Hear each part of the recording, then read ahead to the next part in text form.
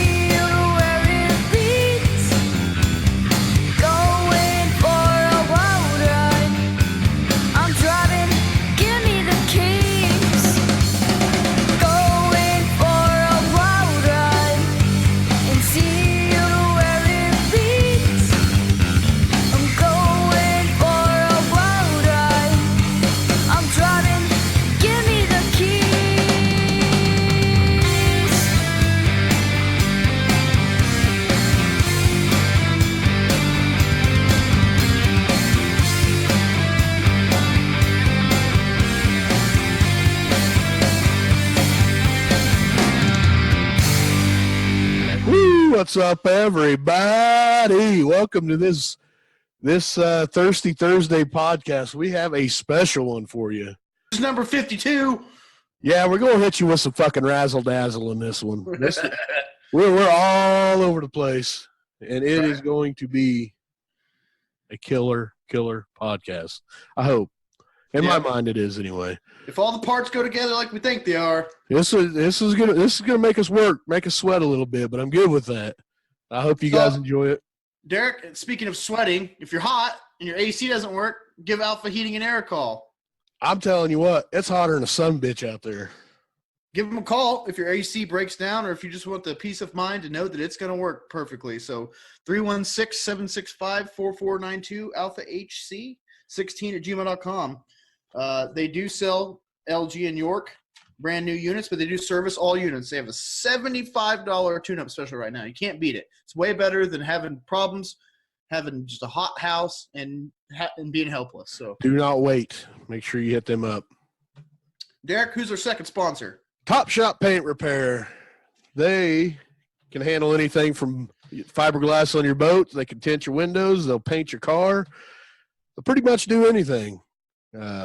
Make sure you hit them up. Look them up on Facebook or go talk to them. I know weather's been kind of crazy lately. If you got any hail damage, you got anything like that going on, make sure you go talk to them. Yeah, or just check them out at topshoppaint.com or go like them on Facebook. They're located at 423 South St. Francis, or you can give them a call at 316-260-4022. Thank you guys so much for sponsoring us. We have one more event sponsor that we will talk about, Wichita Taco Fest. Ooh, cannot wait for that. Tacos. Saturday, August 3rd at Old Cowtown. We will be there. We're going to hanging give out. some tickets away, too. Yeah, we will, by Stay God. tuned. Make sure you're paying attention to us.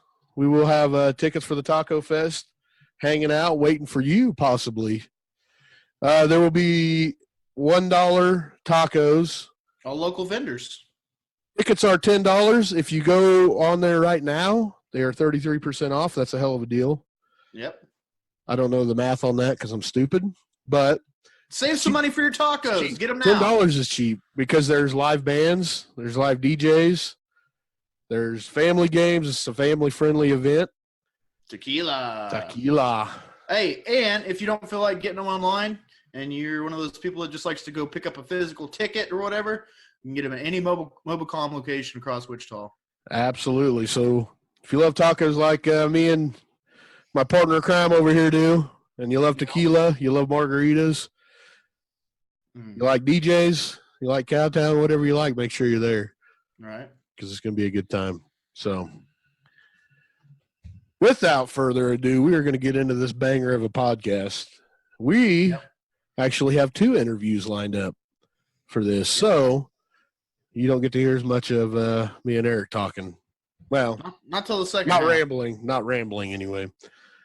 But we will ramble a little bit because that's what you've come to know and love, is our nonsensical ramblings. You love it. So, yeah, how was your 4th, man? It was great. You still got all your digits? I do. Didn't blow a thumb off or anything? Nothing. I'm good. Good deal. I got drunker than hell on the 3rd of July. And then I just didn't feel like doing anything the rest of the weekend, so I just kind of hung out. And I had 4 days off from work, and I guess I just laziness overrode my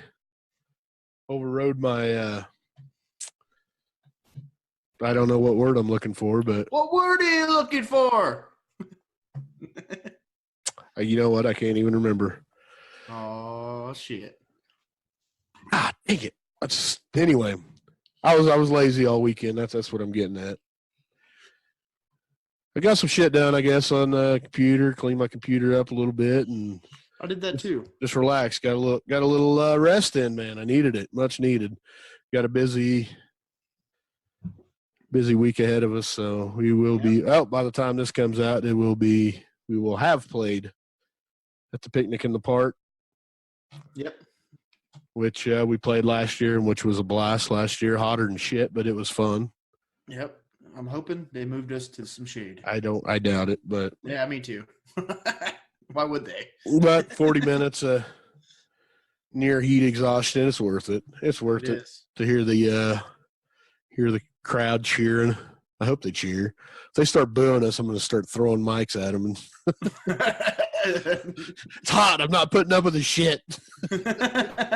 No, they were really good to us last year, and we had a blast, and looking forward to doing it again. I don't know if you're coming down this weekend or at all. Yeah, I'm going to come see Boland, I think. Hopefully we win some meet and greets, honestly. I know, man. I'll shit my pants if I get to meet. Because Thursday night, I'm going to go watch Cody Canada. Yeah. Like, I get to see 2 of my idols that I've literally worshiped these guys musically since I don't even know. I was like 16, both of them. So to get to see both of them within a few days of each other, man, it's pretty awesome. I never thought in my wildest dreams that I would see Jason Boland play the street dance in the middle of my main street. You know what's crazy is they're playing a show together Friday in Lawrence. They are. And I have some conspiracy theories about that. Right. I mean, it's on its way. It's on its way back. They're on their way back. They're coming. And I don't think they're playing a show because I looked this up. I really did. This is how much of a fan I looked it up to see where Cody Canada was the next day, and they don't have a show. And then I think they're back somewhere in Oklahoma or Texas. So they're heading back this way. Maybe just like, hey, maybe you go talk to Cody Canada on Thursday. I'm like, dude, let's fucking hang out.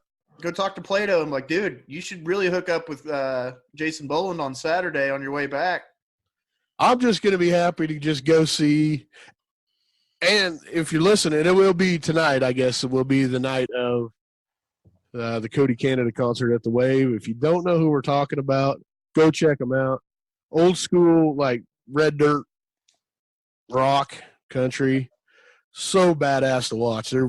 I've seen Cody Canada or Cross Canadian,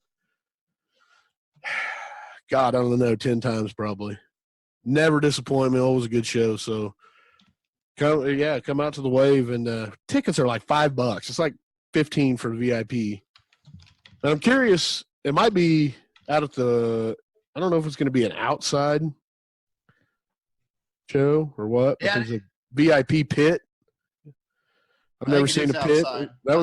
It is outside. I did look it up. That'd be super cool. I cannot remember the opening band, but they're out of Kansas City and they're pretty badass too. So I'm really looking forward to that. Looking forward to getting to see Boland again. I haven't seen him in a couple years. Dude puts on a solid show.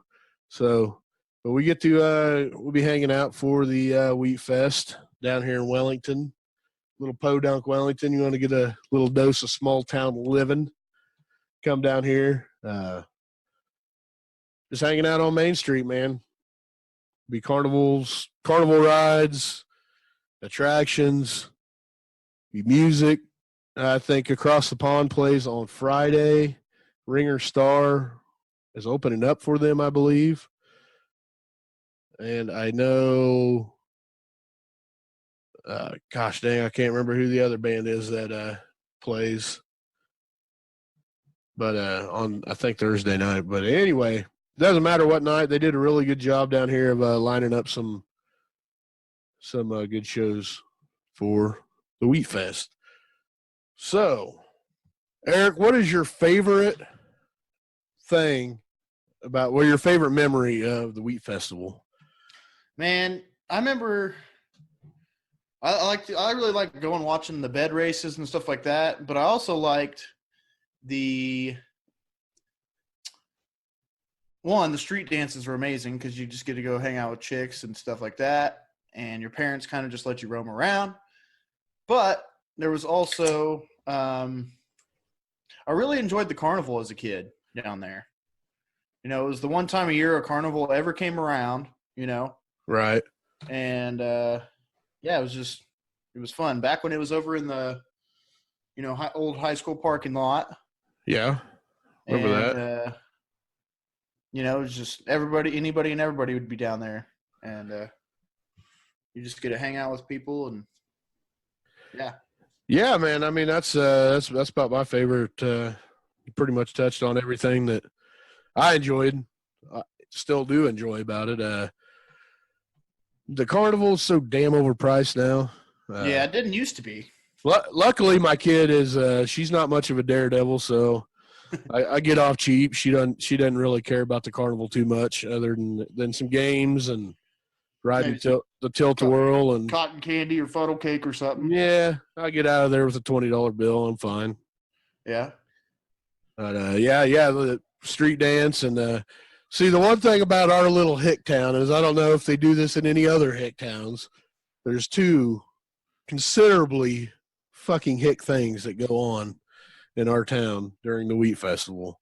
And it is a sight to see. Pretty gross. But the cow chip toss. Oh, yeah. I used to like that. It's entertaining, and I don't know why. You just aim a dried up cow turd, throw it in a toilet. Right. Great. Cow patty bingo, man. And then, yes, exactly. Cow patty bingo. I was explaining this to my daughter earlier, and she seemed mildly intrigued. I was like, people sit around and wait for a cow to shit on their square. If you have the number that the cow takes a dump in, then you win $100. Love it. You don't get any more hick town than that. But there's a lot of cool things that go on during Wheat Festival too. They did a really good job. Like I said earlier about the music, there's just good stuff going on every single night.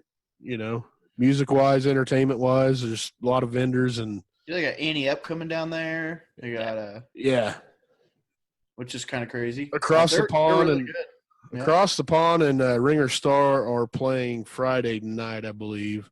That sounds right. Which I'll go see them. I watched Across the Pond at the casino a year ago or so. They're actually pretty good. They're entertaining. I actually really liked it. I've never seen the Ringer Star show, but if you like the Beatles, they do a good job of they're entertaining as hell. So and Annie Up is always they're really good. They must be on Thursday night. I think so. They are play all sorts of stuff. Yeah, they're just a cover band, but they rock the shit out of every one of them. Tim Murrow, I believe, still plays. I think so. Anyway, there's plenty going on, so come down and hang out in the old Wellington. You want a taste of the small town life living. They got a beer garden, so yeah, big ass beer garden too. Used to be like this tiny little orange fenced off thing, you know. Now it's a huge ass tent. It was last year anyway. Now I think you can walk around now down there with. I don't think you can. I don't know. I think it's between certain streets. You like between 7th and 8th, and they've gone back and forth on that shit so many times. They didn't even used to have a beer garden. Like it was. Yeah, there was. They were complaining about local bars in the vicinity. How are they going to make money? They don't have to worry about it because every bar is packed. Last year we took over the fucking Jerry's. Oh yeah, we did the restaurant thing last year. Yeah, it was kind of cool. Mountain Deer was down there. I did a few years ago. I did the bouncer thing at the Door, which is right on Main Street. Just oh my god, that is the most hectic. I can't do the security thing. I don't like it. Plus, I was watching everybody else just be drunken buffoons, and I had to stay sober and tell people to stop doing stuff, and I don't like that. I like encourage. I'm the encouraging guy. I'm the one like, do it. Fucking dive into that crowd, like crowd surf across the bar. Let's do it. No, I had to be stopping people. But anyway, if you have no plans, come on down. We'll be hanging out. If you recognize me, come say hi. Or Pierce. Come say hi. I'm sure we'll probably be hanging out together. Oh, you can definitely find us at the bowling show. Oh, yeah. Oh, no, I'll be there. I won't be hard to find at that show. Probably somewhere over by Jerry's or something. I would imagine. Oh, I'll be down front, drunk, loud. That's the way I get. That's the way I get. You get me pumped up at a good show. That's the way I get. So, all right.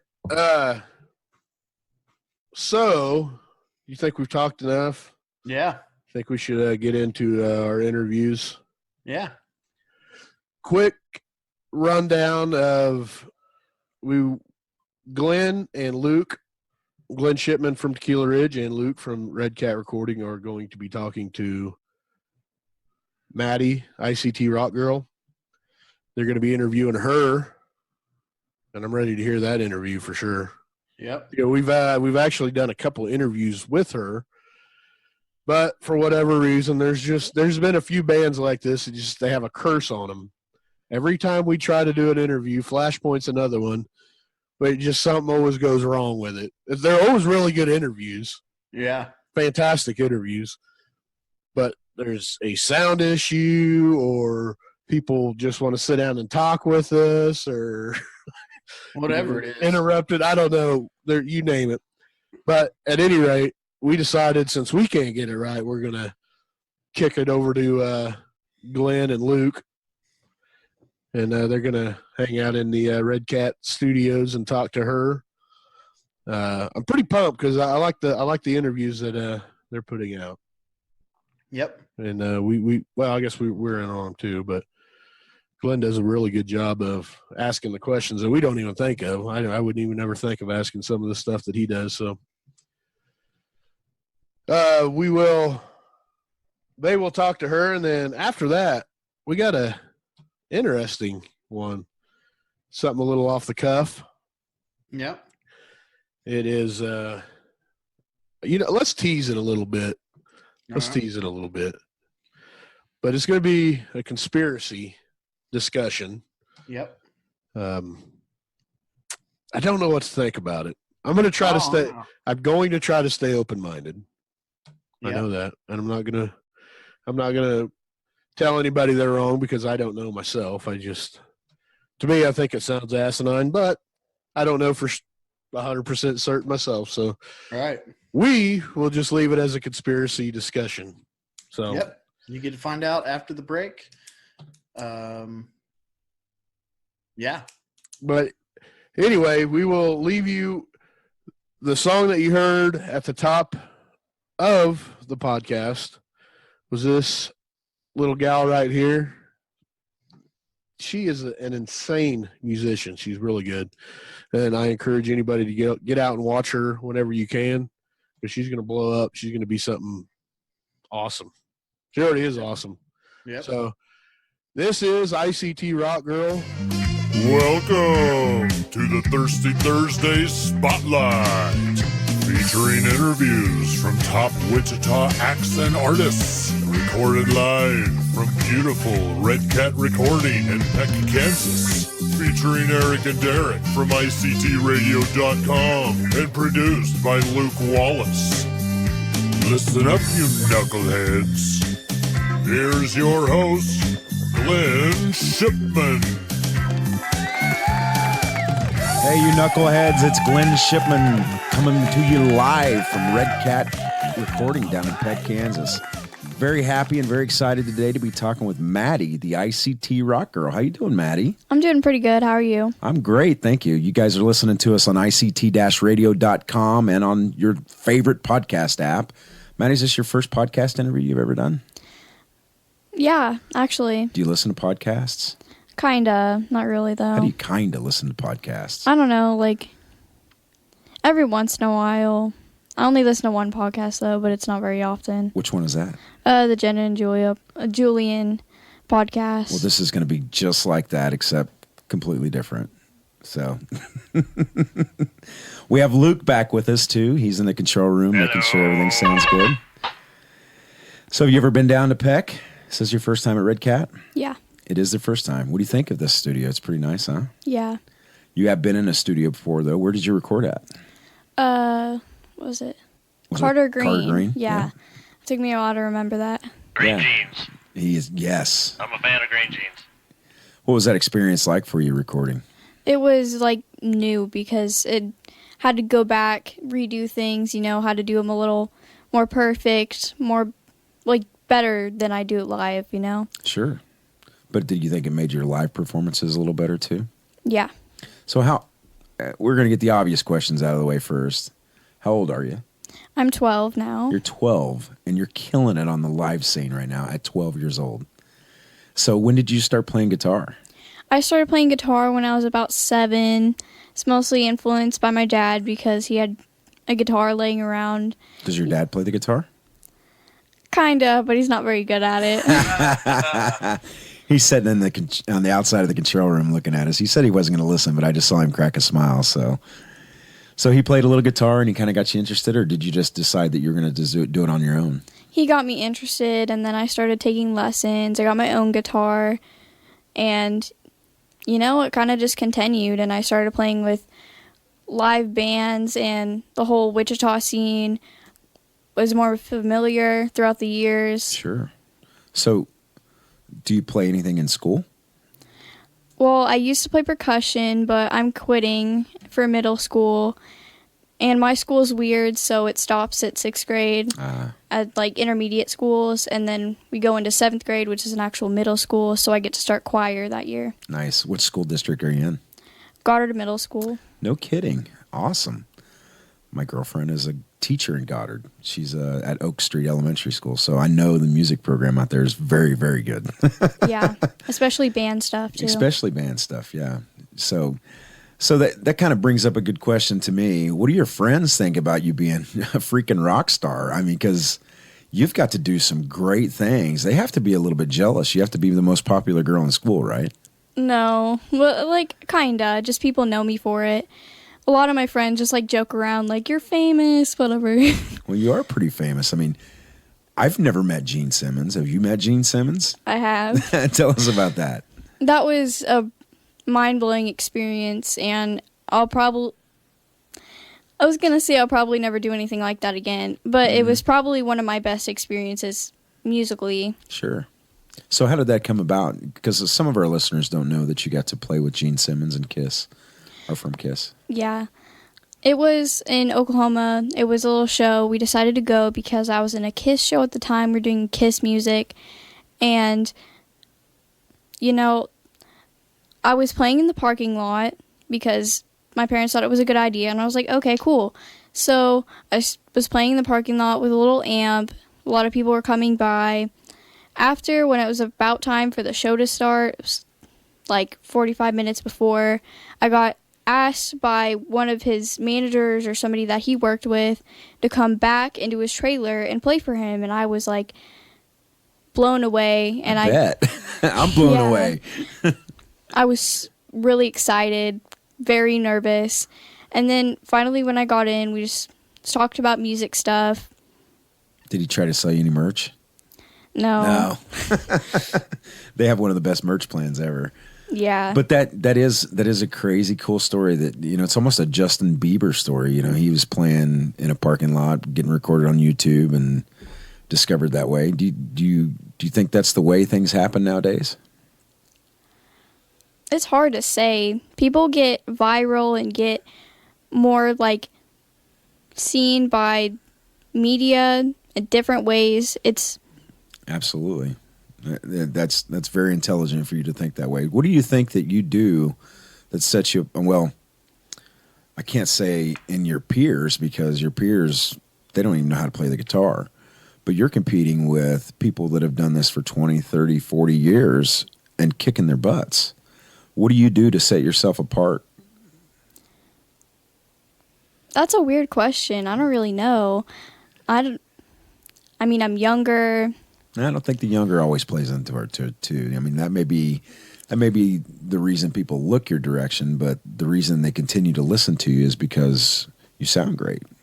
Yeah, and I don't know how I even got my sound. I just started listening to that kind of music. I kind of like that, and I started doing more acoustic things, stuff like that. What kind of music do your parents listen to?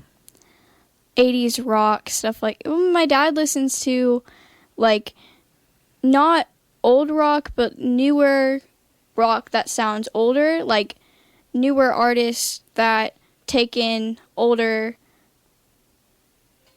bands. I get what you're saying. So, and we talked about this a little bit earlier in our pre-interview, but you're going to be doing some song with Them Evils, and I think that describes them very well. They're a new up-and-coming band. They're really hitting the regional scene, well, maybe the national scene, and they're going to be playing at Barleycorns coming up. You're going to open, or you're not going to open, but you're going to play a song with them, but that's that kind of sound.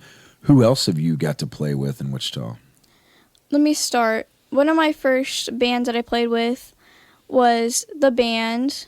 Then I played with The Dirty Gentleman. I played with Big Red Horse, Fist, Flashpoint, Jenny Wood. I think that's about it, probably. Man, that's not a bad pedigree. That's a good roster right there. Yeah.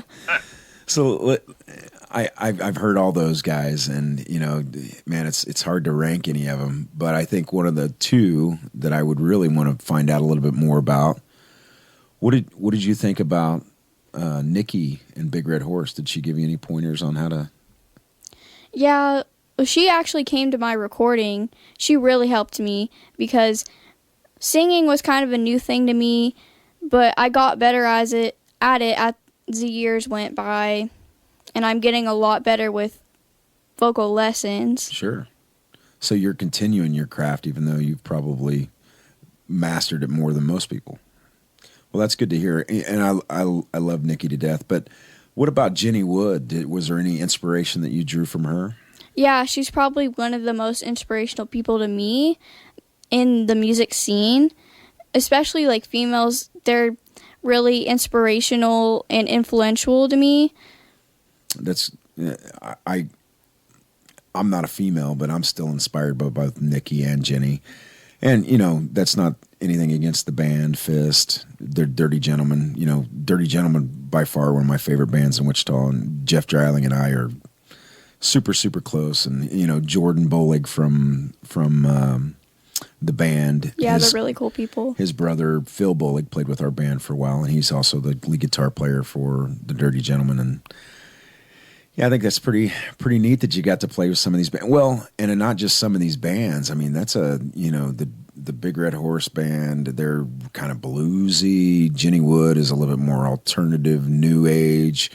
And then you have Fist, who is just completely hard metal. And then you have the band, which is an 80s hair band. And I think it's kind of neat that you found your way into making those genres fit you as well. And Crazy Heart, too. Crazy Heart. My wow. grandpa's band I had been playing with my whole life. Yeah, that's a band that I remember when I was your age, I think. Yeah. They've been around for a while, so, well, maybe a little older than you. I'm quite a bit older than you are, so. Let's get into a little bit of your marketing stuff. I know that your dad does a lot of work behind the scenes. But I also have seen you at shows, and you work the crowd as well as anybody. What are some of the tips that you can give some of our listeners to help them get the exposure that you're getting? I would say when you're on stage or when you're performing, try to promote yourself as much as possible. Talk to people about yourself and try to get your music out there. Share stuff on Facebook. Get as many social medias as you can. Stream on Facebook. And tell people about it. Just be as open as possible. And try to record your music if you can. Stuff like that. So you have your own music then? Mm-hmm. How many songs have you written and recorded so far? Recorded only 2, but I have around 5 or 6 original songs. Nice. So where do you start when you sit down to write a song? I usually have rough lyrics that I don't know what to do with, and sometimes I'll just write randomly. Sometimes I'll wake up in the middle of the night and start writing random things that I feel like I can use later. And one tip I would give, if you're a writer, never throw away any piece of your music. I've always been told that, and I'll say, oh, there's a piece of music I don't like, this sucks, I'll never use it. But you're wrong. Like, never know when you're going to use it. Yeah. That's pretty sage advice, let me tell you, because I think I go through the same process. I get lyrics that kind of flood through my head, and I write them down, and sometimes never use them, and sometimes 3 or 4 of those songs come together into one. And that's pretty neat. So then, what do you do after you've written the lyrics, and you just try to fit a guitar part to it, or you just start kind of playing the guitar until something fits, or how do you do it? I might have rough recordings of like some riffs that I thought of, and I might use them, or I'll have some chords that I think sound pretty together, stuff like that. Most of us in the music scene, we have a job, of course.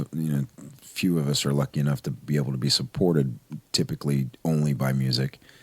But I think you have it a little bit worse. You have to go to school all day, and and not only that, then you probably have homework after that, and then after homework, you have dinner and chores.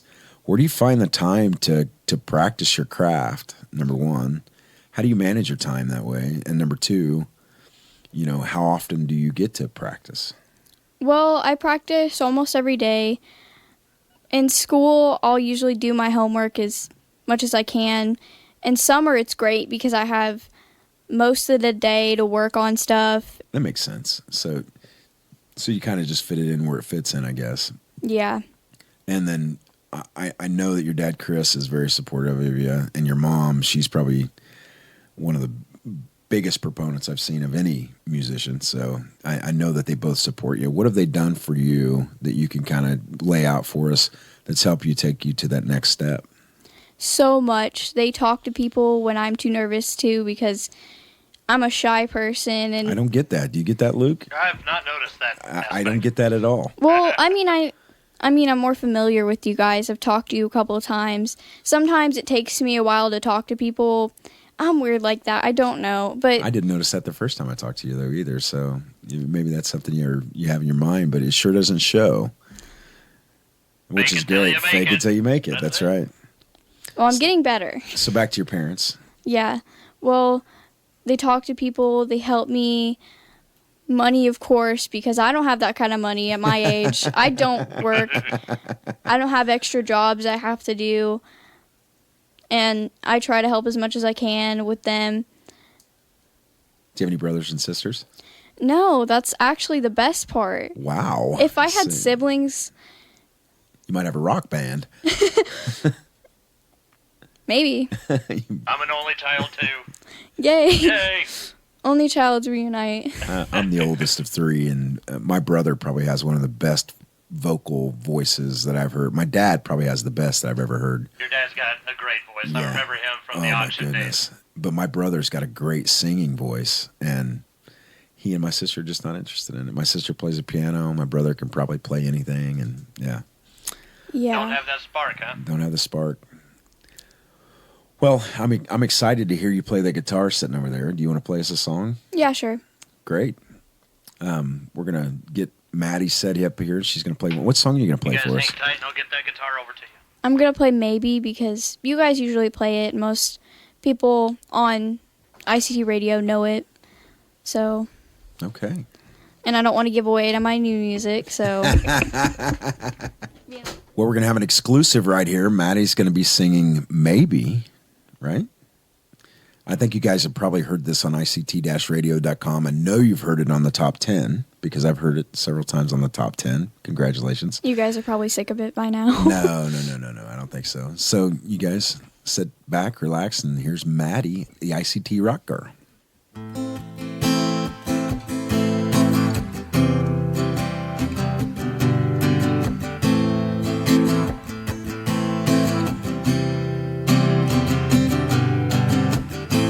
Maybe your names don't sound the same.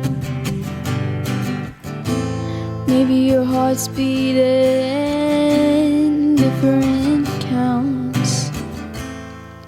And maybe we're both in pain. Or maybe I'm just dreaming.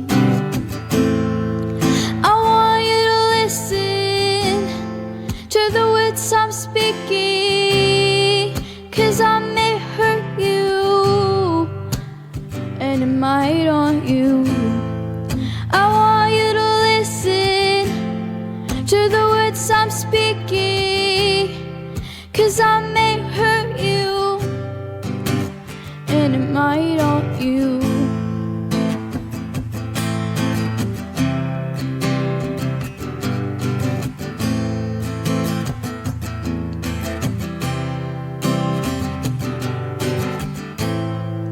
I'm guessing you've heard enough. I'm guessing you're walking away. Well, it's too damn bad, 'cause I'm not done.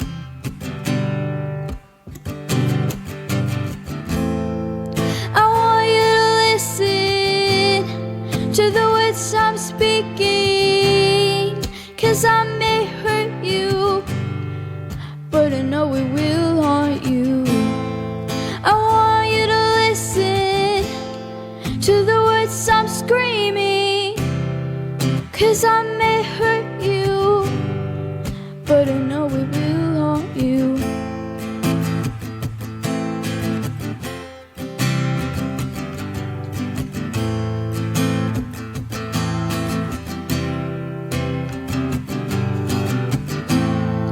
I want you to listen to the words I'm repeating, 'cause I will hurt you, and I know it will haunt you.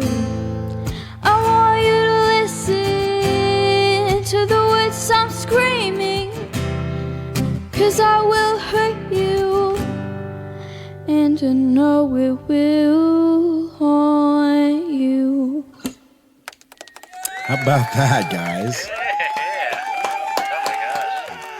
I also want to say thank you to everyone that's helped me in my music career, I would call it. And thank you to my instructors, Ebony Deshane, who's my vocal teacher of Group 42. Yep. And my guitar teacher that I've had for the longest time, Megan Plants of the Molly Neely Trio. Nice. That's what I believe it's called. Did I get it right, Dad? That's right. Probably. Thank you. Finally got something right. I know Ebony. I've got to hang out with Ebony a couple of times. She's a middle school choir teacher too. I don't know if you knew that or not, but yeah. Well, that was a great song. Thank so take you. me through how you wrote that. I mean, you took us through a little bit of how you write your songs, but specifically, what was that one about? Maybe, well, I kind of found meaning in it later. It was mostly just a jumble of words, like usual, like I said. And I really had those chords together. They're really basic chords, but I just thought they sounded really good together. Me too. And then, so you said you found meaning after that. After you've played it a while, it started to tap. What does it mean to you now? It's more like, well, you might have to like feel bad. You might step on some shoes, and That's what I got from it. yeah, exactly. like I might haunt you, I might hurt you, stuff like that. Be careful of that stuff. Yeah. I think back in the Nirvana days, they called that teenage angst, and they, Luke. Yeah, I think so. I'd say I think that's coming back too. Your dad and I were talking about that a little bit about the resurgence of some rock music coming back. What are some bands that you like listening to? First, tell me some bands you like listening to on the radio. I really like Hailstorm. Yes. I've met Lizzie Hale a couple of times. She's a really cool person. I really listen to Jenny Wood, one of my favorite people in the Wichita music scene. I have to think for a little bit. Sorry. I almost thought she was going to say Tequila Ridge. Didn't you see Almost, the I was words hoping. coming out of her mouth? With the I'll add Tequila Ridge just for Okay, you. yeah, thank you. Nah, that's a shameless plug. But yeah, so yeah, I like Hellstrom too. And Nothing More is really good. oh yes, yeah, they just came out with a new, well, maybe 4 months ago. Yeah. So what is, we've talked about your folks. What do you see in the next 5 years for you? Oh, wow. That is a new question. Yeah. I bring the hard stuff. Yeah. I see a lot of progression, me getting a lot stronger with my voice. I always see progression in that. I don't think I have that good of a voice yet, but I know it'll get better. I see better guitar playing, better solo stuff on recordings, Sure. and a better way of writing music and way more music to come. Now, I noticed on your other single that there was some instrumentation. It wasn't just, and that's what you had prepared to go to Rocklahoma, correct? Yes. So who played with you on that song? Jordan Bullig. On Wait. bass? Yeah. Yeah, I think he played bass. He also played this. Wait, no, I played the solo part. Wow. I forgot that. Wow, that's new. And Kirk Russell did drums. And Carter Green recorded it. And I think that's about everybody on it. That's nice. That's a pretty power lineup too. Yeah. It's nothing to shake a stick at, I promise. Jordan Bullig is a phenomenal musician all around. So is Kirk. Yeah. So how was Rocklahoma? It was really fun. It was. Did you get rained on? I don't think we did. So you must have just missed it.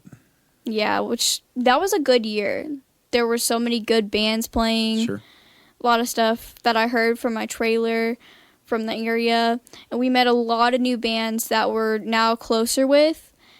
And a lot of bands that were just great to just figure out about. Well, I'm going to ask you a question here that hopefully you'll, in a couple years, look back on and see if you were right. Give me 3 venues, and I don't care where they are. They don't have to be in Wichita. 3 venues that you want to play in the next 5 years. Oh, wow. I Yeah. want to play at Cotillion again. Yes. I've never played, I have played there, but I want to play there again. But, like, If you're listening, Alex Thomas. He's the owner of the Cotillion. yeah, Yeah. yeah. Sorry. I forget names. That's what you have your dad and mom for. Yeah. Another good thing. So the Cotillion. Yeah. Any big stages you want to play? I want to play a Rocklahoma stage, like, by myself sometime. That'd be You know, awesome. maybe not in the next 5 years, maybe not in the next 20 years. Whenever I do, I just really want to play there by myself somehow, or with my own band later in life. Do you realize when she says the next 20 years, Luke, she's not even going to be 40? So Where are we going to be in 20, 30 years. I don't know. that's possible. Sometime. I in think my it's life. possible in 5 years. I think it's probably possible in the next couple of years. So, I'm trying to think of some good venues. yeah, it was kind of a Because- left field question, but I just want to keep you on your toes. Most of the venues I know are around here in Wichita. Oh, the Wave, yeah. Yeah. I've played there a couple of times. It's one of my favorite areas. I want to play in the outside stage because that stage looks really cool. It does look neat. I've never seen a band play there because last time I went there was for the Jenny Wood benefit. And when I was there, they were playing on the smaller area, but it was also kind of rainy, so I get Sure. that. So let me ask you this, and you've played some great venues already. You know, a lot of bands that are probably listening to us haven't played the places you've played. But on the converse side of that, what kind of difficulties do you have playing in places that most bands play because of your age? Yeah, well, unfortunately, I'm 12. If I flip them around, I'm 21. I never thought of that trick. I definitely look like a 21-year-old when I am 4'11". Maybe if I was a little bit taller, maybe if I was a giraffe over 5'5", maybe I could make it. But most people know I'm too young, so... Have any of the venue owners just flat told you no, that you can't play in their bar? Well, 4 or 5 probably around that area. Because of the laws and Yeah, and I totally get that. There's a lot of crazy things that happen. I know that. And it's totally okay. They don't let me. And sometimes I'm able to play, but they make me leave at a certain time. Sure.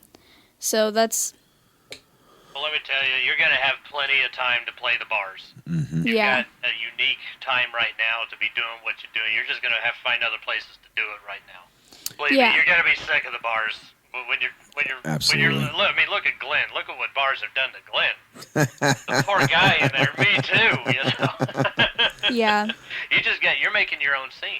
Well, and I think that's the point that I was getting ready to bring up. You know, I think you're following in the footsteps of some bands like Kill Vargas that started off when they were 14, 15, 16 years old, and they had to play house parties and they had to play in these venues that really did limit age. And I think that you're going to see a change in the next 5 years. And I think that you're probably going to be a part of that change because, you know, there are younger people out that want to listen to music. And Yeah. the only opportunities they get to do that really are at the mid-cap size venues like Wave, Cotillion. You know, we need to have some smaller size venues where people can get a foothold in, and I think that you're probably on the leading edge of that. So if you had a magic wand for Wichita, what would you change in the music scene? Well, I would say it's fine that those bars stay out later. It's fine that they're there. I would make another thing, like a huge area, kind of like a concert setting, but not. It would be cool if they made one, like, for younger. An all ages venue. Yeah, an all ages thing all the time for younger bands, younger scene. Well, that would be my wish too, because I think that, Luke kind of brought it up. I don't get me wrong, I love playing in bars. I love the feeling of it, but I do wish that Wichita would support earlier shows, number one. And I think that's a problem that we're having right now. I know I've talked to several venue owners and seen some stuff back and forth on Facebook about wanting to play earlier shows, but it seems like the earlier shows that I've been to, and this is just an anecdotal reference because I don't have any data to back it up, but the shows that I've been to, the early shows are usually not as successful as the later shows. There. Yeah. And even though that's what everybody says they want. But I will tell you this, over the last, 3 or 4 years, the venues are getting more, there are more venues to play at. So I hope that's a good sign for you coming up, that soon there's going to be a lot of all ages venues that you guys can play at too. So, I think that'd be great. So let's go a little bit into your social media presence. What, you want to put some plugs in for where we can find you on social media? ICT Rock Girl on Reverb Nation, Facebook, Twitter. We don't post very often there, but you can still follow it if you want. Instagram, we post most events and stuff that I'll be at. So you're going to be playing a song with Them Evils coming up, but when's the next show after that? It's going to be at Air Capital ICT Comic Con. It's going to be August 10th or 11th. It'll be on my Facebook, all of my shows. Awesome. So we can kind of follow what your next shows are going to be coming on your Facebook page. Do you guys usually post the events and stuff like that? Yeah. Well, that's great. Let me tell you, I've really enjoyed our conversation today. I think that you are well beyond your years. When the four of us, by the way, we're sad to say that Eric and Derek, excuse me, couldn't be with us tonight. They had. Oh yeah, where are those guys? Yeah, no kidding. I've got their channel open here, and there's just been nothing there. I forgot they weren't here. We miss you guys. Let's not do this very often where you're not with us.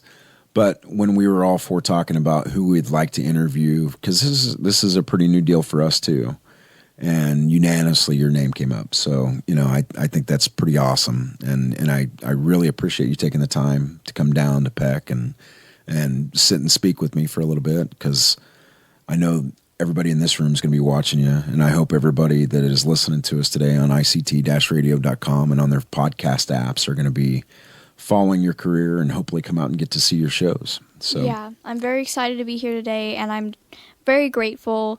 It's one of my best interviews, probably. I'm getting better at talking. So am I. We're all learning together. Having a good time. Well, guys, that does it for us from Peck, Kansas, down at Red Cat Recording. Once again, we want to thank Maddie, the ICT Rock Girl, for coming in and being with us. We want to thank Eric and Derek from ICT-radio.com, the master in the glass back there, Luke Wallace. Oh, Glenn, thank you. Make sure you listen to us on ICT-radio.com. Download us on your favorite podcast app. Heck, if you like it, give us a 5-star review. That sure helps us get the word out to other people to listen to us. And if you can, just share it with a friend. And we'll see you guys next time. Thanks again. Thank you. Recorded live at Red Cat Recording, Peck, Kansas. Hosted by Glenn Shipman. Check out redcatrecording.com. Special thank you to ICT Rock Girl. Find her at ICTRockGirl.com. Adios.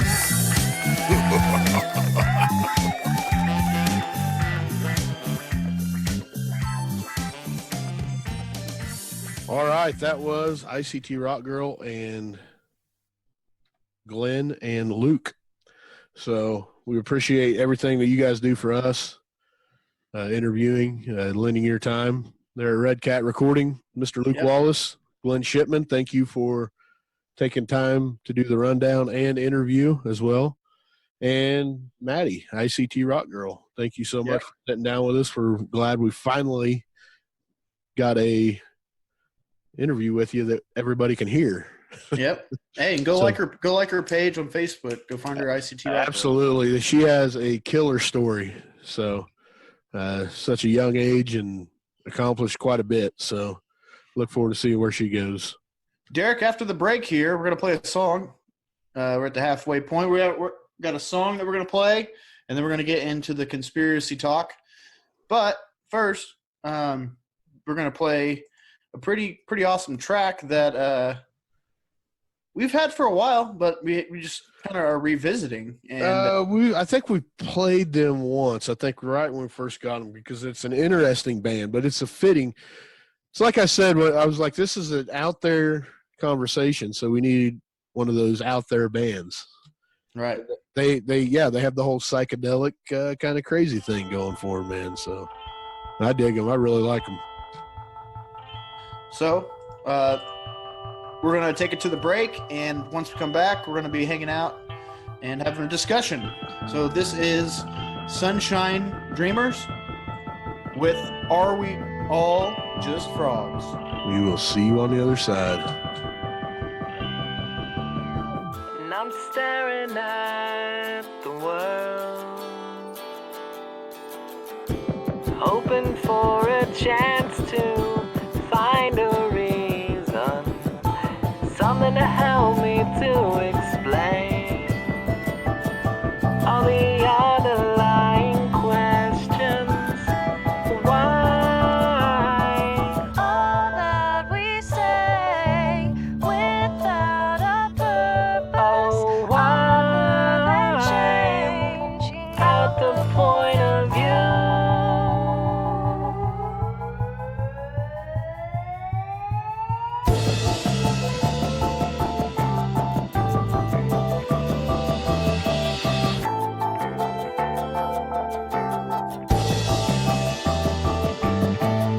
And I've stumbled over paper trails before, but never with this much intention built up inside.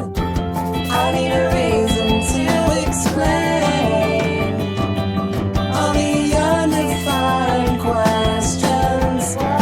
Why, oh, I don't know. I don't know the other sea. Are we all just frogs upon a highway, waiting for the sun to dry us out? See if we surrender, accomplish what you want.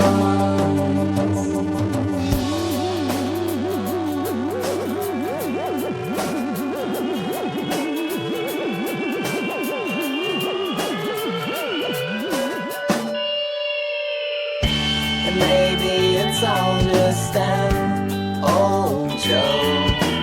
It seems so funny in its time. It seems the older that I get, the laughs exceed me as I stare out to my zone. Are we all just frogs upon a highway, waiting for the sun to dry us out? See if we surrender, accomplish what you want. All right, so we are sitting here with Will Powers, Hey. flat earther. We were going to discuss the flat Earth theory, so which is something that's relatively new to me, man. I hear a little bit about it, but I never really gotten too far into it until the last week or so. I've kind of listened to podcasts, watched some documentaries, and stuff like that. So I watched one as well. This will be interesting. So They talk about water being on a ball and spin it in a circle. I usually hear like 10 things that most flat earthers say repeatedly, but I'm not going to hit on those today. well, hit us with what you got, because I'm just curious as to what makes you think that the Earth is flat. Okay. Well, where did you start with it? Man, I'd say like all my conspiracy, if you want to call it that, like searching was when I was in the military and I deployed to Iraq in 2007. Someone slipped a video into like a hard drive that we could download that had a bunch of movies on it, and it was Zeitgeist. I don't know if you've ever seen Zeitgeist. Oh yeah. That got me going on a lot of conspiracies. Yeah. So, since then, just kind of been on and off with searching various things. I've never really been one to be like the general public where we talk about, like, I think the biggest thing going on right now is Little Mermaid. I don't really, this is basically my daily kind of stuff that I search for. And so what I see a lot is what surrounds us in our world. Like we have, I know this is going to sound kind of off topic, but you see the symbols everywhere in Taco Bell, you see it in NASA, all different things. Like, you see the snake's eye and stuff, and you kind of wonder what their agenda is. And so I look at I don't like to get into the mix of what most people discuss. Like I just said, you hear people talk about generally the top 10 things that a flat earther would say about light, which I'm a big proponent. I don't know. I'm a photographer and I'm also a model, so I understand how light hits and goes through certain prisms and all that. So that has been one thing that's caught my eye. But the biggest thing too is the symbols, because you can't really escape them. So NASA was a big thing to me, and which is interesting because the actual word NASA in Hebrew means deceit, and they have like a little snake's tongue. Yeah, they have a little snake's tongue in their symbol as well, and so on and so forth. So I'm not really sure exactly where to start. I've got like a few notes here, but yeah, I don't know if you let me just go down the list of some of the main points that I brought up, or do you want me to continue talking about like how I got into it? Yeah, however. Okay. Because you were probably taught as a kid that the Earth was a globe, and like we all are basically. And what was that turning point where you're like, wait a minute, Yeah, well, okay, so like I got out of the military in 2011, and that was when I got out of the military, I started my research even more. But I also got into photography, like I previously mentioned, and so that's what got me looking at just photos online and different things. And so you notice that whenever you see a photo from NASA, and we'll talk about their videos in a second because those are like funny, but their pictures always only show half of a globe, or whenever you see the entire globe. I learned a lot about Photoshop. Like I've seen a model be made from a pizza before, so I've seen literally everything being transformed into everything. So I don't just take what I see firsthand, And I spoke to a lot of people about flat Earth, round Earth, about the mathematics of different things. We've gone into gravity is a huge thing. How gravity is only a theory. It's not actual law yet. Right. So what is your contention on gravity? Gravity. So a lot of videos they'll look, to me, I feel like it's a buoyancy. Everything in life basically involves water in some way, shape, or form. Like everything's held together by water. We're in it. And what I know and believe to be around us is a firmament. This basically everything is like electricity or magnetism. Right. And so, and it's just, it appears in different forms, solids, liquids, so on and so forth. So gravity, I haven't come to fully, and that's why I'm like a few of you guys who are kind of like in the middle. I haven't come to the full, like the Earth is flat, but what I feel like it's like an upside down brain. There's catacombs underneath, and then we're in this little snow globe type thing. So I feel like in a sense we're kind of like on this little mothership thing, and we're being led to believe one thing and it's not. So, well, my thing is who would be lying to us about that? I mean, what would be the reasoning for lying about it? Well, I have to agree with Will on the whole NASA thing. I don't believe a damn thing that NASA says. Right. I really don't. But going back to the buoyancy that you brought up. My contention is that gravity is a force, and buoyancy and magnetism are an action. So there's a action reaction that's involved there. I mean, how do you feel about that?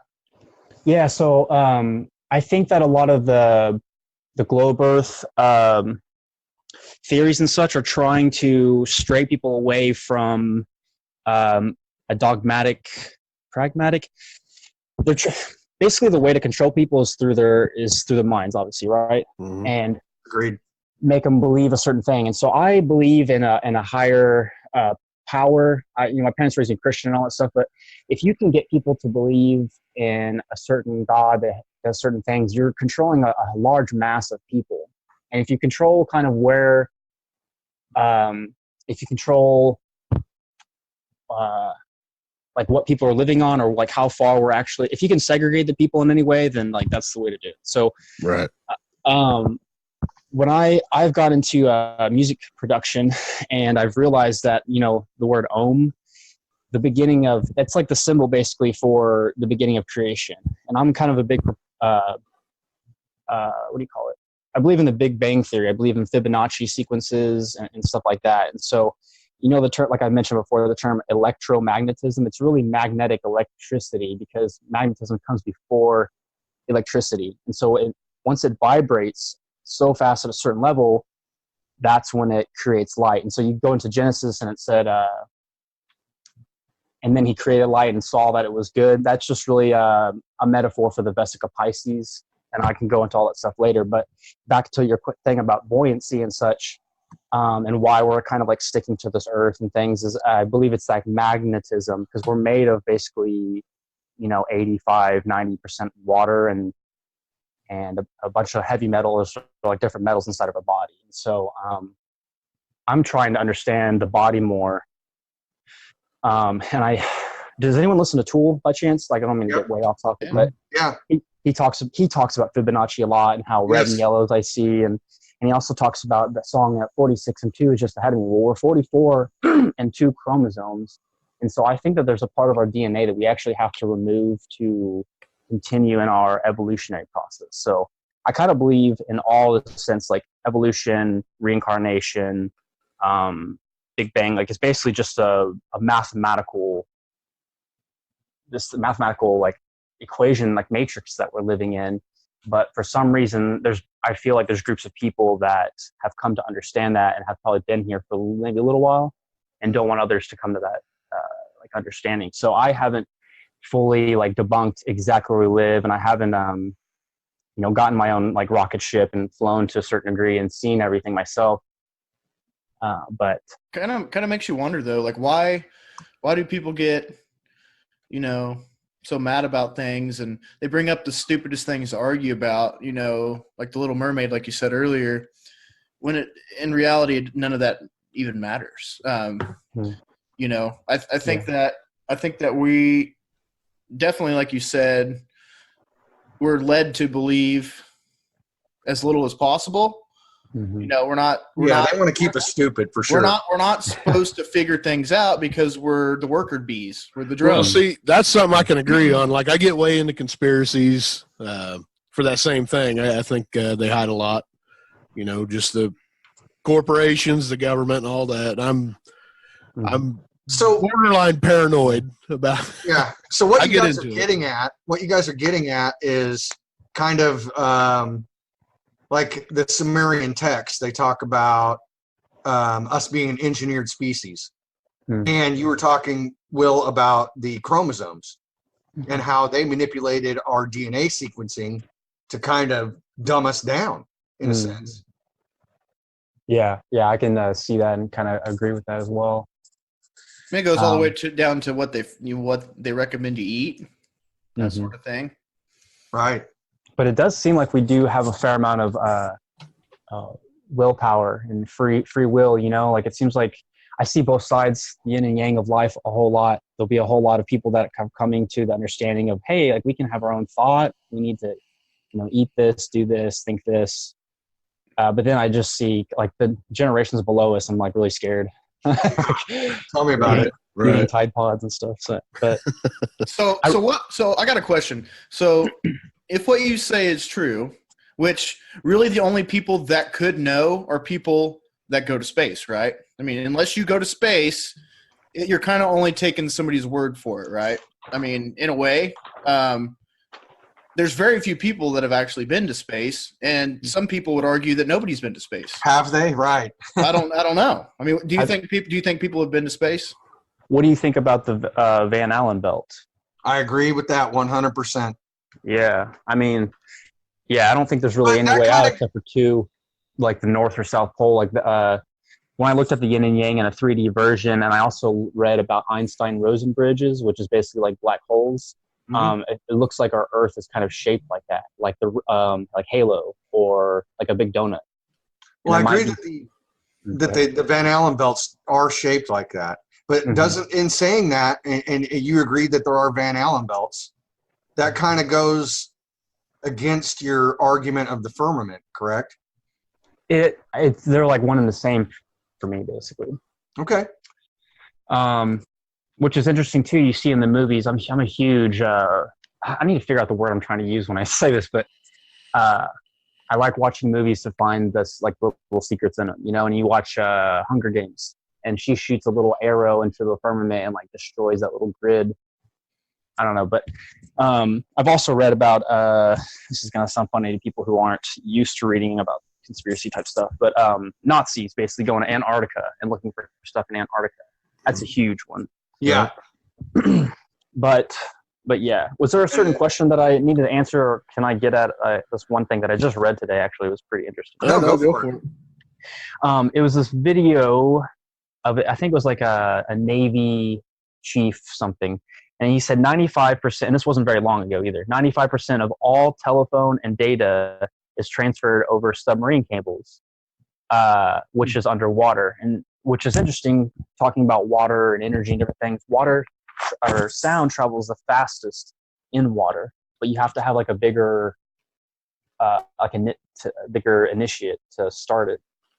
But then the second question was, why do satellite dishes point towards the sky? Yeah, why don't they? Never mind, I'm not going to get on that because I've actually seen some pointing towards the sky. But basically, a lot of people think that our communications are going to these satellites and bouncing down and such, but they're really just going to stuff on Earth, like satellite towers and underseas and stuff. But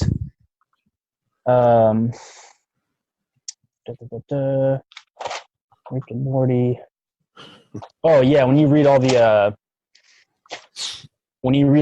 names of the rocket ships, the Apollo 13 and this and that, they're basically the names of these Greek gods, and it has like this consecutive order that they're going in. Like it doesn't even have to do with actually anything with space or going to whatever. It's Hollywood basically, which brings me to the videos that they have. Have you guys ever watched any of the NASA videos where it shows like the bungee cords or they're underwater? I'm 100% on board with you on that. I believe that we've been tricked into believing that. I really do.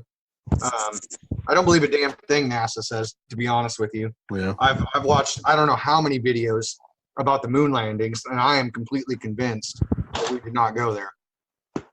And in my opinion, and I'm not saying that it's a flat Earth issue. I believe that they lied because they were trying to win a space race with their, Cold War competitor, in USSR. Mm-hmm. And it was Stanley Kubrick that, he didn't come out and say it, but he made a lot, like you were talking about the symbolism, he made a lot of symbolistic comments in late interviews that there'd have to be some really, really hard evidence for me to believe that. And going back to the Van Allen belts, any of the theories on that have proven that humans cannot live through that experience. Oh yeah, which brings me to the astronaut suit. That's like a huge one. What I went to this website. You can keep talking. I might be Well, able to I get mean, and you know, to kind of expand on that, the ship itself, the thickness of the metal that they were using. I mean, Yeah. it was like Aluminum foil. hundredths of an inch, and that's not going to stop that radiation, and nothing is basically. Mhm. So I know that they say that these astronauts go to space and they come back sick or shorter in height. You know what I'm saying? Yeah. Oh, yeah. Man, I wish I would have. I'm very unprepared. I knew what I wanted to say, but say that last part again. You said radiation. Oh, and they come back a different size. Yeah, they're always Right. mixing up their words. Right. God, I wish I don't know why it's Illuminati. They took the page away so I wouldn't read it. Yes. I'll find it though. That's what they do. How much time? Man, I mean, I'm telling you, since I've been researching 13 years ago when I started, I researched King Akhenaten and his tomb and his wife and his two children. When you superimpose their picture onto Obama's family, it's 100% them. And I pulled up stuff from a ziggurat, which is like a Solomon's it's like a sacrificial thing, and basically it's why we went to Iraq. It wasn't even like oil or a centralized bank is one of them, obviously. Oh But man. I'm pretty sure we uncovered the grave. But I can't find anything on both of them. They pull stuff off the internet so quick. But So yeah, we're kind of straying a little bit off topic, and hey, I love it. I love it. I could talk about this for hours. He really But- can. I'm kind of talking until we I could find talk the about web everything page and that I was how at. it all ties together, but Mhm. I want to kind of stay focused on Found it. Go ahead. Well, not completely, but I'm at the there we go. Spacesuit. Okay, let me read this, okay? Go ahead. A vacuum is a condition of nothingness where there are no molecules. Vacuums exist in degrees. Some scientists tell us that there is no such thing as an absolute vacuum. Space is the closest thing to an absolute vacuum that is known to us. I'm pretty sure this is NASA too, by the way, side note, saying this. They contradict themselves in this. There are so few molecules present in most areas of what we know as space that any concept of hot or cold is impossible to measure. A vacuum is a perfect insulator. That is why a thermos or a vacuum bottle is used to store hot or cold liquids in order to maintain the temperature for the longest time possible without reheating or recooling. There's radiation of all types will travel through a vacuum, but will not affect the vacuum. Radiant heat from the sun travels through the vacuum of space, but does not warm space. In fact, the radiant heat of the sun has no effect whatsoever until it strikes matter. Molecular movement will increase in direct proportion to the radiant energy which is absorbed by matter.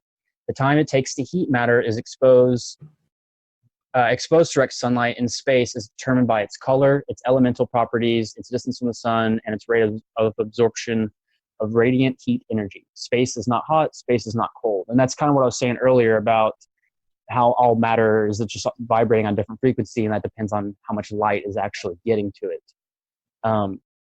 Objects which are heated cannot be cooled by space. In order for an object to cool, it must first be removed from direct sunlight. Objects which are in the shadow of another object will eventually cool, but not because space is cold. Space is not cold.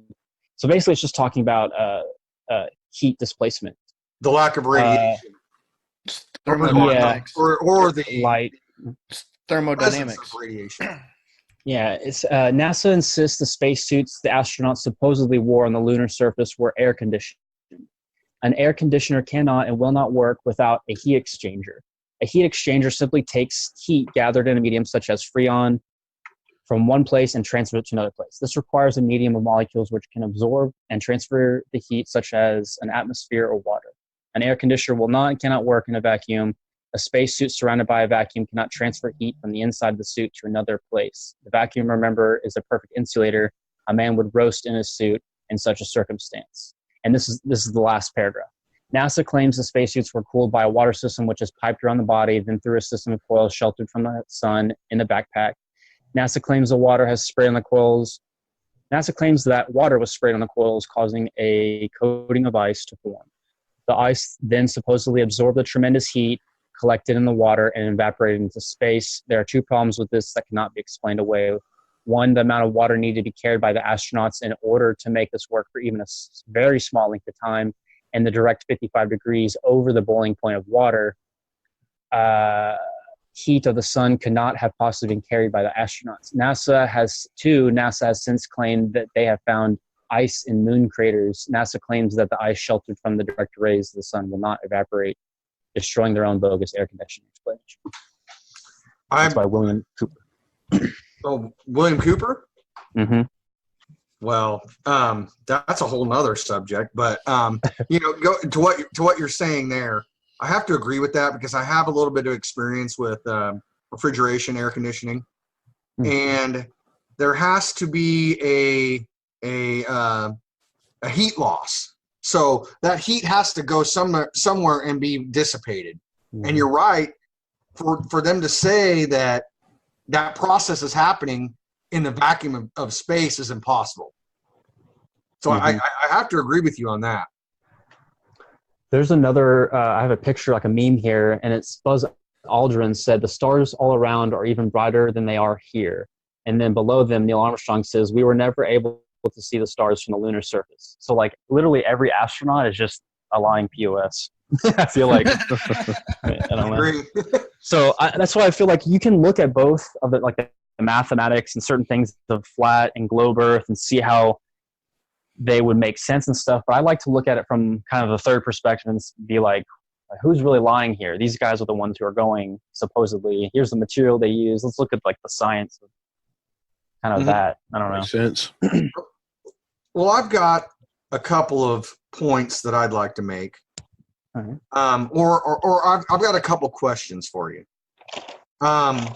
So I've been watching some stuff here lately, and I know that they talk about some of these videos or pictures that they've shown from, well, let's for instance, you remember the guy that took the capsule up and jumped out of the freaking capsule? Felix Baumgartner. Yes, that guy. Yes. So, and you see the curvature of the Earth, right? Right. I was going to bring that up too. Oh, sorry, Derek. No, go ahead. But anyway, I think that a lot of these flat Earth guys will contend that the reason you see that is because of the fisheye lenses that they're using. Would you agree with that? Yeah, I mean, you're looking through your eye, which is an amazing thing. It's basically cross-eyed and upside down, and your brain's interpreting it. And then you're looking through an aperture of a bunch of different lenses. And then you're looking at distance. So, I mean, it's a lot of different things to kind of perceive. And so, I don't know if you guys, I'm not sure if am I allowed to not talk about anything on here? Oh, yeah. Talk about whatever you want. Do whatever the hell you want. Okay. I'm sure as most flat earthers will tell you, I've kind of done a fair amount of drugs in my life, but I'm not an idiot, I'm a smart guy. So, but I know for a fact that I took lysergic acid one time, and I could actually perceive the firmament, like the little globe portion of it. And so what I know from like psychedelics, psilocybin, much different things, is basically neuro processors / connectors. Like they help connect our brain to process in such a higher rate, So yeah, our eyes operate relatively well, but they're actually kind of like lying to us until we fully can open up our mind. Like we were talking about at the beginning of this, is we're kind of like dumb little apes, and it sucks knowing that. But, right. So go ahead. No, I was just saying, yeah, with what you're saying about looking, that's a big argument about people too, is like, I mean, I've gone to festivals and shot with fisheye lenses, and it just makes the whole entire thing different. But that's why I mentioned before about Photoshop and different things. I mean, you could put Elon Musk's car into space and look like he's driving it, So absolutely. So the other question I had was, and this is what I'm saying, is they're trying to prove that it's a globe, and you're not contending that it's completely flat. You kind of have a different view of that, more of It's like a half globe. and Right. like, So, I mean, that would Okay. make sense then, right? If that's the case. But they did a test.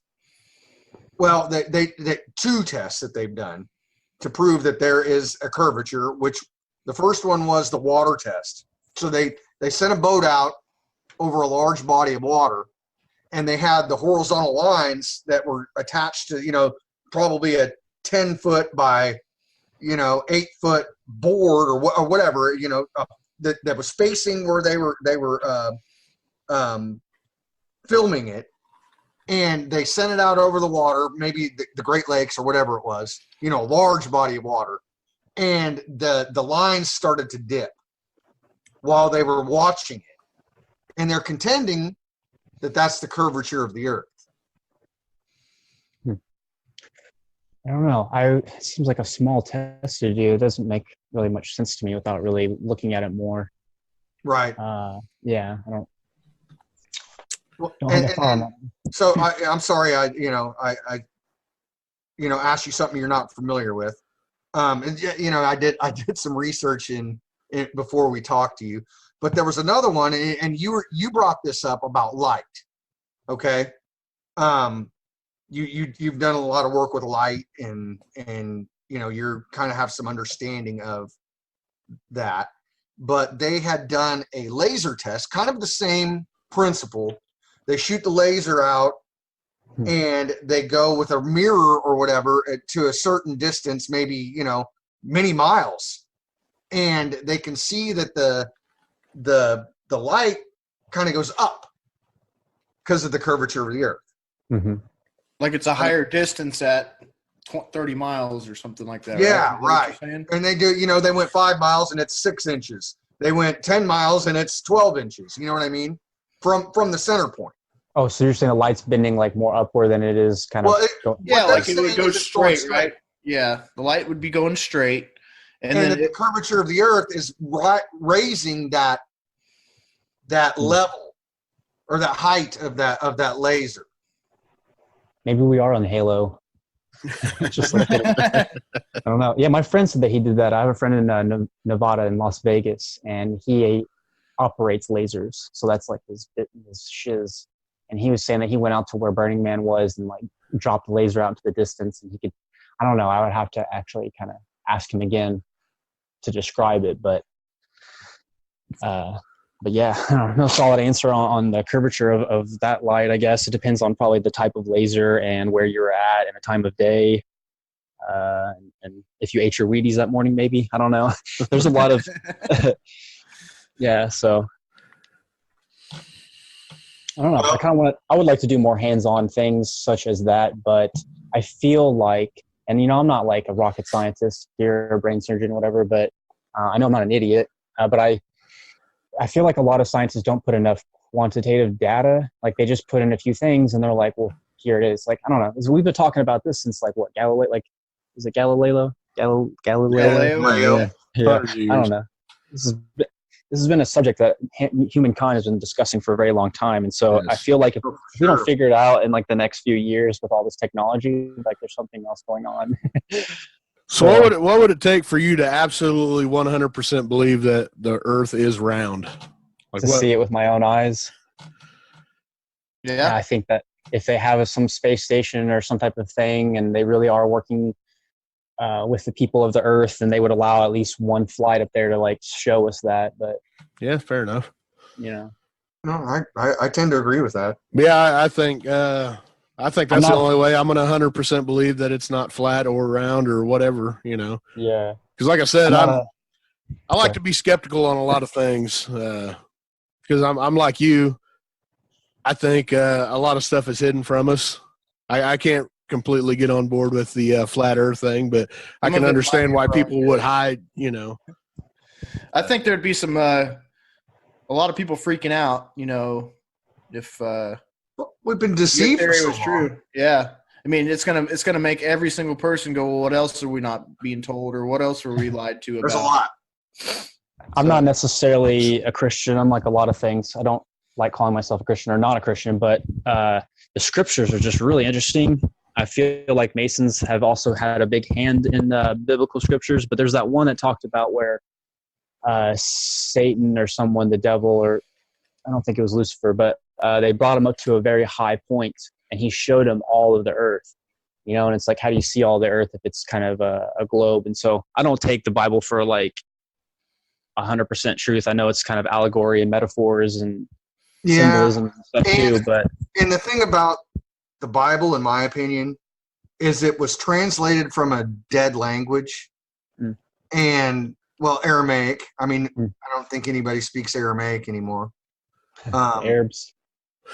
Yeah, and I believe there was a lot lost in translation through that book, and I believe there was a lot of liberties that were taken writing the King James Bible. You know what I'm saying? And and it goes back to the whole, they've been hiding shit from us forever. They created that as a form of control, in my opinion. Yeah, I agree with that. And the only way to truly read that book is to read it in its true language. You know what I'm saying? What, Hebrew or Greek or Aramaic? Yeah, and it's that language, nobody speaks it. It's gone. Yeah, I always look it up look it on Blue Letter Bible, and it shows you in Greek and Hebrew, and that kind of gives you whatever. But yeah, to me, I feel like there's like an omega code to it. There's things that line up in my life, and I'm just like, okay, it just helps me. Like, I don't know, I don't take it for like 100%. A lot of people call me a Luciferian because I rely on mathematics and Scientology, and not the kind that like Illuminati Luciferianism. Right. I'm a very a scientific kind of person, but I also believe that there's an opposite side of like I'm big into the Kabbalah, and that's taught me a lot about the earth. Like when I looked up the word earth in Greek and Blue Letter Bible, before they freaking switched it, it was Eretz, which means Sheol, underworld, place of no return, unreality. And I realized that that reality is 99.990% of dead space. And so like what we sense with our five senses isn't necessarily the full truth. And so that's kind of like another subject, but I'm realizing this place that we're kind of at right now is kind of like it's almost like a limbo or like a place for us to understand or to grow. But, and then the other side of that, I feel like we're also kind of like aliens, pets. So just trying to figure well, out. That's also where the psilocybin and all that stuff comes in too, because it kind of unlocks a whole different part of your perception, your brain. It takes you to different dimensions, I believe. I don't. You gotta wonder why the Indians and stuff would eat and smoke peyote, and why did they do that? There was a reason they did that. It was we just watched a documentary about the frogs in Mexico down in the Sonora Desert. And they said that it's got the highest level of DMT, MAO5 DMT. Oh my God.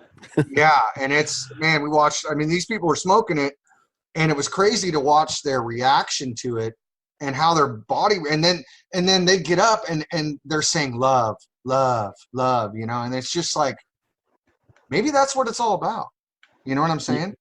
Yeah, well, even the Bible talks about the cities of sins, citizens. Like the cities is what basically Cain started to like protect all what you would call things. Like it's why life is very challenging at this moment right now, because we're living in, like we're not of the world, but we're in it. And so how do you not conform to all the different things of this world and like greed and trying to like protect all your things, but like, are they really yours? Did you create them? But like we also have to keep our children safe and all this stuff. So we're in a very this point in time is like, I'm really glad to be alive and to be witnessing it right now. I don't have all the. It's amazing, man. It's scary as shit, but it's like, it's really cool. So yeah, there's gotta be a balance and everything too. There's a lot of people doing these drugs. Like it blew me away when I found out California legalized medical mushrooms. I don't know if the world is even like ready for that, but it's happening. So. All right. So I got a question. This revolves around the sun and the distance you think it is. Do you think it's close to the Earth, or do you think it's far away? Because we have seasons, and we have in different parts of the world, and we have night and day. So How does that work in your globe? Yeah, Here. and time zones too. Those are conundrum. You ready for my answer? It's gonna be It's another story. Yeah, bring it. Well, okay, so I'll probably never give you guys an answer like the direct answer that you're wanting. I'm always having to describe my thoughts in a different way. But like, you know, what started me on a lot of this stuff? I used to have a notebook before it got stolen by like, I call him the mysterious stranger. He basically was like, I feel like an Illuminati type member, and he just came to my house and like ruined everything. But he taught me a lot. And in the notebook, I started with the Einstein-Rosen bridge and portals and all that. And then that's when I got into time, space, distance, all that. And then I got into music theory and understanding light and vibrations and frequencies and all that. And I say all of that, frequencies and all that stuff, is because we're talking about the sun. And so I find it interesting about how people say what we are. Like, say I'm born in Virgo, so I was born in August, so that where my sun sign was, that makes me a Virgo. Among like there's like the moon sign. Are you guys into like astrology or anything at all? Yeah, a little bit. I know that I'm a Virgo. as well. So am I. Yeah. Okay. Oh, nice. Cool. Who's not the Virgo? Derek. I'm Pisces. But yeah, you know, I don't really know. Oops. What am I saying? I'm like 50-50 on zodiac stuff too, because I don't know what's outside of that firmament like anymore, but I'm getting there. And so you also know Soundgarden, their song Black Hole Sun. Black Hole Sun. Yeah. So that was like in the beginning of my research, and I kind of feel like in some essence that we are, okay, here we go. I'm coming around with all this. Just stay with me. I remember everything I'm saying. So back to the Bible, the word hue, man, hue means light, which is immortal. Man comes from the word Adam, which is mortal. So we are like the Nephilim, the half hybrids. We're a spirit residing inside of a fleshly body. And so I believe that the two have to work together. That's where you get the term as above, so below, if you have to. And so I believe in some sense that we are in some type of spirit form before I don't know. I'm still trying to come to the conclusion if we are deciding to do this where we forget about like a past life and inhabit another body or whatever. But I feel like we come through the sun. That's a portal in coming to this body. And I feel like there's like an exit, but I'm not 100% sure on all that. And so when you ask me what the sun is, and I believe this, like the sun and the moon kind of go hand in hand. Like the Bible talks about the greater light, and then he made the lesser lights and all that. Have you guys seen Truman Show? Yes. Yep. Yeah. You know, where they're in the moon basically talking to him and stuff. And so I'm waiting to get my camera equipment. I'm testing out different cameras because some are just have more pixels or they're better at low lighting or whatever. One camera can turn the ISO up to like 125,000. Basically, I can get in a closet and take a picture and I can see the room. Looks like the sun is in the room. And so I'm going to put a few filters on the end of my camera and just start clicking away. I'm going to wait till certain eclipses and all that. And I'm going to allow, in essence, like when I do my research, I feel like the way I'm able to find some of the things that I find is by just kind of going with my spirit and just kind of going on those rabbit trails like y'all were talking about. Mm-hmm. I try to stay away from, I don't know, I just let something ping. So you're asking me like, what do I believe? People are talking about, is it a heliocentric model? Are we on a geocentric model? And I'm just like, I always try to look at that third perspective. Like, what's that extra? 3 makes perspective. So yeah. And then you're talking about how the sun heats up and warms certain things. I just like kind of going back to feeling like we're just aliens' pets and stuff. I kind of feel like they have ways of controlling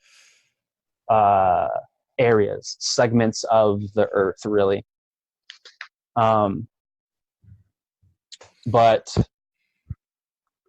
But I know there's a lot of natural things going on. Obviously, like I've seen clouds form with my own eyes. Like I know it's not just like a cloud making machine. I'm not stupid, but They have so that. yeah, they have a lot of things. They got HARP and Gwen towers and weather manipulation. Like they've got a lot of things. Oh God, don't get me going on that. You don't want to talk about HARP and no, but Maybe another time, but yeah. That's another podcast. But I'm with you on the weather manipulation and all that. Yeah, chemtrails and such. I just think I don't know. There's so many things that are controlled. It's like in a magic act, man. I mean, you could be so blown away by Chris Angel or whatever those guys are, and never know how it was done. Until like even the Bible says, it's the honor of kings to search out a matter. And also my people perish for a lack of knowledge. So I couldn't give you, I guess, a straight answer, but those are kind of my things. Is I think that the sun isn't necessarily a gaseous ball in deep space. I think that it's like kind of a little hole in the firmament or something, or it's maybe back a little ways. But if you notice too, kind of the rays that go through clouds and that go through certain things, it just dissipates, it sprays like in a certain pattern. So I try to look at it like Dexter. Have you seen the show Dexter? Yeah. Yep. Yeah, he looks at blood basically like nobody does. And so I'm trying to look at light and different things that nobody does. Well, I think it's good. I think it's good to look at that from look at everything from a different perspective other than what you are actually looking at. Yeah, like looking at your video right now, there's light coming in through your window, and there's also light coming in from the fan up here. Right. There's light from your screen, so like we could have multiple things of light, but only be fixated on one little thing, like the big sun or whatever. Yeah, absolutely. So, do you believe also that the moon is I don't know. I've seen a lot of stuff on it being artificial. How do you feel about that? Yeah, I think that it might be like a satellite receiver. I can't go too far into it, but I'm allowed to say that I've had a top secret clearance in the Air Force before, and I've also worked at a base to where it was like 3-letter organizations, satellite receivers all in one. So I have realized I saw like the bigger picture of like the type of communication that's really going on in this world. Like I don't know. We think that as soon as the latest technology comes out, like it's in our hands, but we're really just getting hand-me-downs from stuff, Exactly. Did you get the chance to see the the Bob Lazar documentary and did you get to hear him on Joe Rogan recently? Bob what? Bob Lazar. It sounds really familiar. He Area 51 guy. Yeah, he worked at S4 Area 51. Oh, okay. He was saying that basically some of the spacecraft that he was working on jet propulsion to try to figure out how these crafts worked. And it was more of an antimatter deal, wasn't it? Or anti-gravity deal. It was anti-gravity. And they found then the research in, I think, 2015, 2016 came out that said that gravity was actually waves, okay, which is really new. But this guy was working, on some shit that nobody had ever seen before and trying to figure out how it worked.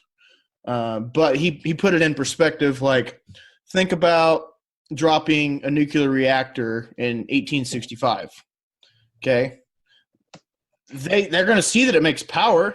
They're going to figure out how to turn it on potentially, but the moment they fuck with it the wrong way, they're all going to die. And then the people that come to try to find them are all going to die. It's just like leaving a motorcycle, the same thing in 1865. They're going to try to figure out how it works. Eventually they're going to figure out how to turn it on.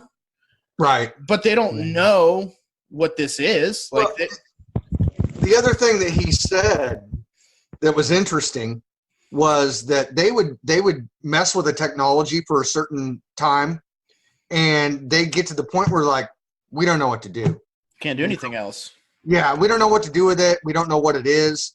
Let's put it away for 10 years and try to let science catch up. Yeah, let technology and science catch up. And they made some strides with that. They figured some stuff out, and Yeah, it's you need to check that out, Will. It's very interesting. It's on Netflix if you haven't seen it. But But what kind of struck me about all that was that one of them they said was potentially ancient, like they dug it up, maybe. Like that's really fucking crazy. Ancient Egyptian? If something's been there for thousands of years and it has a fucking nuclear reactor on it. That's So crazy. and now you're seeing chimpanzees and monkeys and shit like that imitating people and using spears to fish and shit, built tools. Right. So is that where we were? You know, Oh my a god. few million years ago. Mind blown. Well, it kind of comes back to the whole, us being an engineered race. So are we gonna figure out how to get out of here and then leave fucking chimps to evolve and then just follow that same pattern? Or are they gonna leave, like those with the technology and all the ones in the club, and they're gonna leave us here? And there's a lot of shows and movies about that too. Yeah. 100 and But it's really fucking crazy because maybe we're just a big experiment, like they're watching this race or this planet evolve. They came from monkeys and chimps and shit, and now they're fucking figuring shit out. And now there's still monkeys and chimps and shit, and now they're figuring shit out. I mean, it goes to like the Aztecs and shit like that. Like, where did they go? Like, well, the flat Earth is maybe just a big petri dish. It might be. It might be just a small little part of something way bigger. no, it's a Russian roulette table. Right? No, I mean, yeah. Well, when you guys were talking, it made me think about the scriptures too. I'm like the most non-Christian Christian. It's really weird, but it says there's nothing new underneath the sun. Whatever has been will be. Whatever will be has been, and like things go in cycles too. And I don't know if it's like a bad cycle or a good cycle. It seems like it's always a bad one. But it did talk about, before you were talking about how people are going to freak out once they find the truth. And there's a scripture that talks about people's hearts will perish, or people's hearts will fail them for the things that they like witness and stuff. I don't know if you guys have seen Project Bluebeam or like heard about Project Bluebeam. Yep, I have. Basically, they can make anything in the sky just like appear, so people will be like, oh my God, aliens. People will murder themselves and all this stuff. I don't know. But I always try not to like get too freaked out or scared whenever I go over certain things. Like I realize kind of pretty much Masons are like running the whole world along with like really rich families and stuff. And it kind of scares me because I want to talk about these things with people and search online, but I don't want like 3-letter organizations, whatever. But I feel like there is some type of either energy, force, higher power, alien type thing, like two teams kind of going at each other that are like protecting our advancement. And so when I think about the beginning, you're talking about where did the Aztecs come from and stuff. Well, like where did the women after Adam and Eve come from? Like after Cain and Abel, when Cain left, how did he find other tribes of people?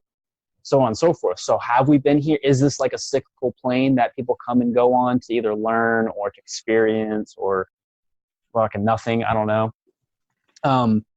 Was there a Garden of Eden where people were all one together in mind and body and spirit and stuff? And I do think in essence that like when you're talking about when people take psilocybin you're talking about dimethyltryptamine, they felt this greater sense of love and peacefulness. But whenever you leave that, I believe the kingdom is inside of us, our minds and stuff, but I don't want to get into all that. But I think that whenever you leave that holy place and you come back to earth, kind of back to reality, this reality, then fear kind of, it distracts us from the truth. It brings us farther away from the truth and all that. So I think that, I don't know. I've also got into alternate realities.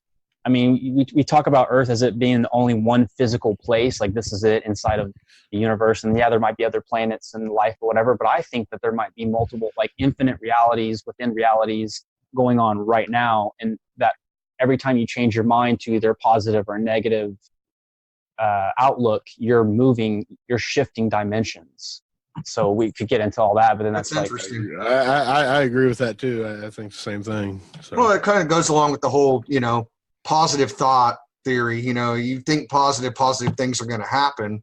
You know what I mean? You laws of attraction. kind of create your own destiny. Yeah. It's a good thought, but I don't know. So I hold hope, but then I also try to search for everything and just have fun in the meantime. There you go. Yeah. Yeah. So getting back to the flat Earth, you had mentioned the Nazis going to Antarctica. Yes. So some of the theories that I've seen that these flat Earth guys talk about is that there's an ice wall that surrounds the entire, Like Game of Thrones. the plane of Earth. Mm-hmm. So can you kind of go into depth a little bit on that, or are you agreeing on that? Yeah, I think that if so my stance on the Earth and the flat round Earth thing is obviously upside down type looking brain inside of a snow globe. I think on the outside of that little inside outside, just on the outskirts, there might be an ice wall. So I haven't been there myself. I hear literally every single story that I do when I research about Antarctica and stuff is that people stop teams of people. You have to have licensing, like only the United Nations or something can go there. It's very difficult to go to Antarctica. I've looked into it. It's very expensive. And not only that, you have to be approved. Yeah. Man, that would be the ultimate destination for me, to be honest. I would either that or Machu Picchu. I'd love to go to Machu Picchu and see that ancient, civilization and some of the architecture that they had. It's just really interesting to me. But the top of the list for me has got to be Antarctica. I would give my left nut to go there. You might have to. No. I was going to say about Antarctica. Ugh, I'm starting to get brain farts. Yeah, you're fine, man. That's right. Let's see. Oh, so Quetzalcoatl and all these snake gods that you see in Aztecs and all these ancient civilizations and stuff, it's always on top of a mountain. Even in the Bible too, it talks about God coming to people on mountains. So there's something about mountains. And I want to go see Antarctica too, but I kind of want to get like a team like Journey to the Center of the Universe. And I always thought that, have you read Astarte, that's the goddess. What is it? It's the inside of the Earth, basically, like the hollow Earth theory. And there's like a world within this world. Journey to the Center of the Earth? Agartha? No, it's the name of the place inside the Earth. There's a certain term for it, but I can't. It's not in my brain right now. But anyway, I've seen basically Solomon's temples, tunnels that will go there. There's like certain places in the world that are like highly protected that have tunnels that go actually all the way down into the core and such. But what I've doing more research, people hear the word center of the Earth or whatever, and they think like, oh, it's in the core or whatever. But really, I feel like it's longitude and latitude. Every symbol and landmark that you see has been created by the Masons to point to a certain location for certain purposes. And they have laid the grid lines and all that. So, which they're like magnetic ley lines in certain areas of power. So kind of like all the pyramids around the world. I was just about to mention that. Yeah, the pyramids were actually overlaid with a bunch of stuff. I can't pull up the material in my head like right away, but it's almost as if it was it's either for transportation or like a Death Star type thing. It gathered power. Well, yeah, and power, because underneath that was a smelting furnace. Do you guys know anything about smelting? Yes. Furnaces, and that basically it's in the shape of Orion's belt. Like you see that pattern everywhere in the Twin Towers and the Building 6 or whatever it was. It's always those. The CPU of a computer has those two. So I felt like in my research that they're kind of designed like you have to have water with it, and then you get the sun. So sun and water, you can basically create anything with a smelting furnace and sun and water and whatever. So I kind of, we talk about like Atlantis, Atlantis being sunk and all this stuff. I felt like there was some type of heavenly place on Earth, and for some reason it got fucked up hardcore. And so I don't know if we've just forgotten the truth or if someone actually held the power or whatever. But why do we get on this?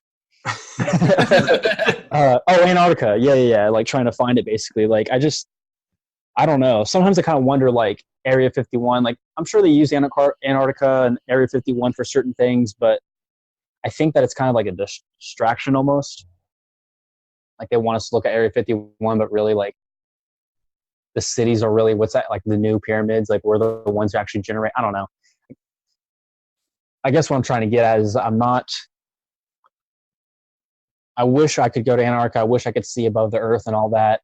I think it'd be cool if I don't know how often you guys talk about all this kind of stuff, whatever, but I definitely need like more people to search certain things. Hold on one second. Can I help you, Debbie? Debbie? I know. Debbie! Have you guys seen Strange Wilderness? Debbie! Debbie! Next! Yeah. I call her my Auntie May. I'm like Spider-Man, do photography and stuff, and she kind of gives me life advice. But yeah, no, I'd like a team to go search for things, but I basically where I'm at is just trying to. I'm blending with the cities, and I'm trying to be like the city person and make money and do all this stuff. But like, really, my whole goal is just to find out what's going on in like Antarctica, and like why we're here and all that. But Well, I think it's a very slow climb. I think that's my goal too, is just to be an enlightened individual, to kind of seek through all the bullshit and find out what the real reality is of it all. Yeah. I'm very open minded, and I've checked out all these conspiracies and yeah, man, I'm with you on that. Well, I think we're all kind of one and the same here. I mean, we all like to dig a little deeper and try to find the. I mean, because I don't think everybody takes everything at face value. I mean, I think we're all in agreement on that. And No, like you're saying, just dig as deep as you can and take a little adventure or take an adventure and try to figure it out. Mm-hmm. Try to stay away from social media posts because you don't really get anywhere with that. no, But you don't. It's fun sometimes. Well, that's the thing, like that's one thing I do wonder with like flat Earth is how much of it is being kind of facetious or just somebody trying to be on the side to just stir the pot, or how many people actually do believe it. I mean, because I think I see.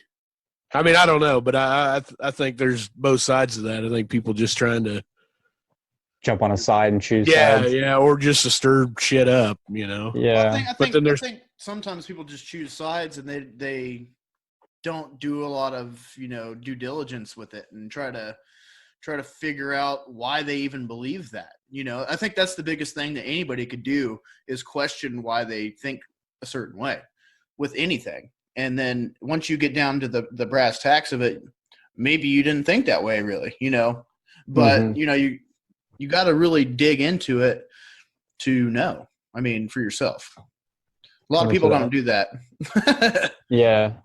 Truth sets you free, but not a whole lot of people like to be free.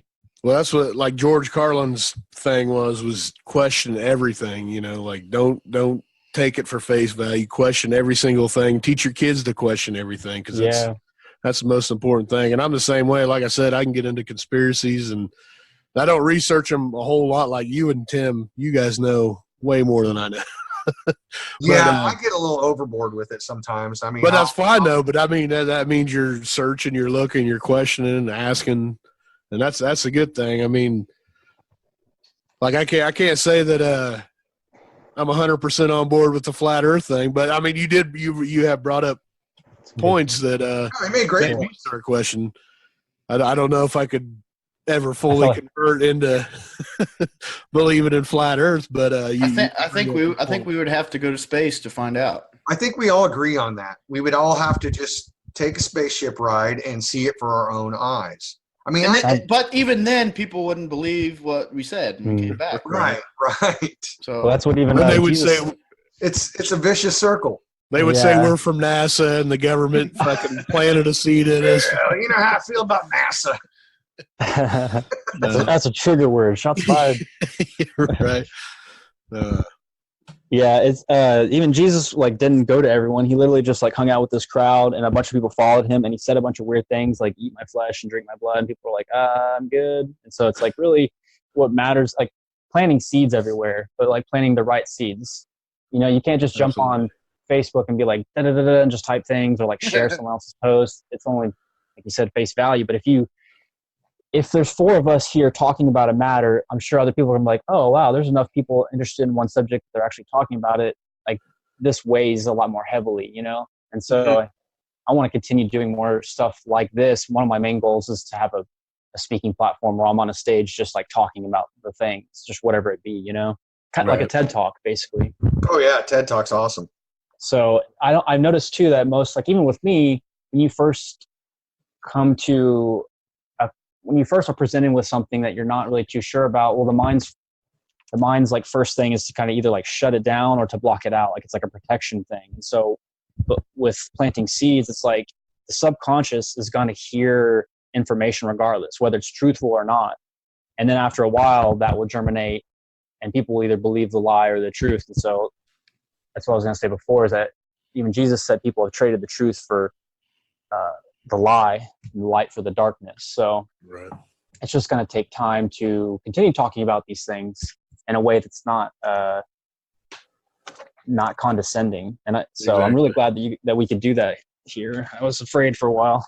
Not really. That was the whole thing. Was you'll be fine. Like, cause like we're not like we just want to get down to what everybody believes basically and why and how they came to that conclusion and kind of where you can go and look further, you know, and things that you can. I mean, there might be somebody out there listening that has a different perspective than all 4 of us and goes, wow, that, you know, have you ever thought of this? And yeah, I'm like, whoa, wait a Hit minute. us up. So, we're going to continue with this series, guys. We're going to keep doing this. So, if there's anybody out there listening that has a passion about a certain subject, please, you know, give us a shout. Come talk to us. And I mean, as you can hear, we are open to any ideas. We're not the government. Yeah. No, we are not. No, yeah, I'm sure, Will, you'll probably be coming back on here more if you want. Sure. Thank you. Yeah, because we're talking about doing a whole nother just conspiracy podcast and discussion type of deal. So awesome. Yeah, so if you but it seems like, you know, you're kind of on the same boat with us, just being seeking knowledge. You have a great understanding of ancient texts, you know, the Bible, symbolism. So yeah, we'd be more than happy to have you back, and absolutely, you know, we revisit some of these other things that we talked about and expand on it. You know what I mean? I'll bring the meat. You bring the potatoes. There you go. There you go. And yeah, I mean, I know we've got some things set up here in the future, but we'd definitely be open to you bringing your perspective and you know, kind of, you know, being there with it. Sure. And if I don't have like a 4-day photo shoot thing going on, I'll have more more things I can present, you know, instead of just my beliefs and all that. I think this is a great discussion. I think that all of us kind of had I think we both or both sides have a better understanding of the other side. Mm-hmm. Wouldn't you agree, guys? Oh, yeah. I would. I mean, that's kind of what I was after was, like we said before, not to beat you up. It's just that we don't run across too many people, too many flat earth conspiracy or theorists, whatever you guys go by. That's a good thing, I feel like.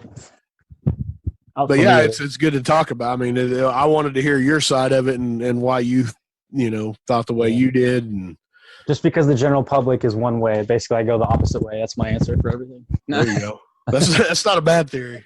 The general public is dumb, and it's usually better to go the other way. It is. Yeah, I mean, it's always they zig, you zag, man. Yeah. Right. But Yeah. no, Will, man, we appreciate you coming on here and talking. Had a lot of fun. Learned a lot.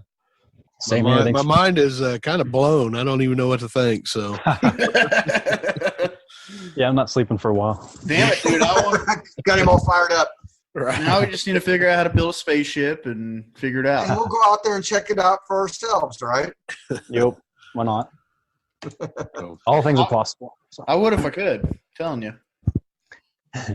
Hey, well, it says that talking about Babylon and stuff. If all of their minds and speech was in one accord, then nothing they could do is impossible. So I'll leave y'all with that. There you go. Wise words. Yeah. All right. Well, we thank you, and Thanks, we man. will catch up with you Thanks, guys. soon. All right, y'all have a Thanks, good one. Will. You bet. Thank you. Mm-hmm. Woo! Goddamn. That was an interview right there, man. That was intense, man. I Oh, think yeah. I needed to be super high for that one. I got a good little buzz going on from the rum, but that was no. I needed to be smoking or something. That was awesome, though. I really like that. No, Tim, he was Look very at Tim. Look knowledgeable. at Tim over there. Jesus Christ. You fucking freak. I'm surprised you don't have a tinfoil hat on right now. Oh, hey, man. I'm telling you, this is kind of my thing. I really get into it. Really enjoy kind of seeking out knowledge and finding out where what we really are and where we're from. So I know. So you put on this front, man. You're like this maintenance guy, just baseball coach for your kids. No, did you just come out of left field like the fucking CIA and start? telling you, man. I That's get into awesome, this though. shit. It's awesome, man. That's this is why I wanted to do a conspiracy podcast with you, because you know a little too much, Tim. I do, and I'm You worry surprised. me a little bit. Will was talking about he had the 3-letter word people coming and talking to him. Yeah. I'm surprised they haven't come and talked to me. Well, after this episode, we might. That's how you know. That's how, motherfuckers. that's how we will know if this podcast is good enough. We will have 3 letters coming after us if it's good Right. enough. So, but anyway, we will. We'll shut up and we'll talk about our sponsors for a minute and Yeah. get out of here. Unless you guys got anything else? Nope. Just hey, stay tuned. We're gonna keep doing this, guys. Oh yeah. We got some stuff set up.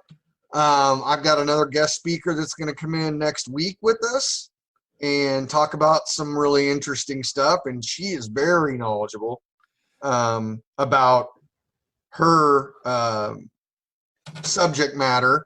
And not only that, everything else that we want to talk about in the whole conspiracy realm. So looking forward to having her on here. Absolutely. Man, just you guys listen and keep this going, and we're gonna just keep doing this. It's a lot of fun for us, and I hope it's a lot of fun for you to listen to. You got to subscribe so you can have the episodes at your fingertips as soon as we drop them. That's the biggest thing. Subscribe, and it'll just come to your phone, and boom. You won't even have to think about it. Just hit play. Oh, we're gonna make you think. So we want to thank our sponsors. Derek, who is our sponsors for this? Top Shop Paint Repair. Go check them out on Facebook. TopShopPaint.com. That's right. They do everything from fiberglass repair to hail damage, and body repair, anything you They do got. it all. Bring Go your talk to boat. them. Bring your boat in there. Something like that. Yeah. Who's the other sponsor? Alpha Heating and Air, the best HVAC in Wichita, Kansas. We have, I've got phenomenal service from them. I'm going to be honest with you guys. Like it's been top notch. They put in a great unit, did a great job, and you can give them a call at 316-765-4492. They will do service all units, and they put in LG and York units as new units. So super high efficient is what you want in your house if you need to replace your system. I'm super happy with it. So I wouldn't steer you guys wrong. And last but not least, Wichita Taco Fest, Oh my Yeah. God, can't wait. August 3rd. Can't wait. Go check them out. Go look them up on Facebook. Buy your tickets and Get a discount right now if you buy them too. 33% off tickets. That's So- 33% more tacos you could be eating, baby. So Woo. we're doing a ticket giveaway to that, aren't we? We are. So keep your eyes on the Facebook page for that, and go get your tickets at Mobilecom locations or get them online at Wichita Taco Fest. So, one more thing I got to say is we had somebody hit us up, message us earlier.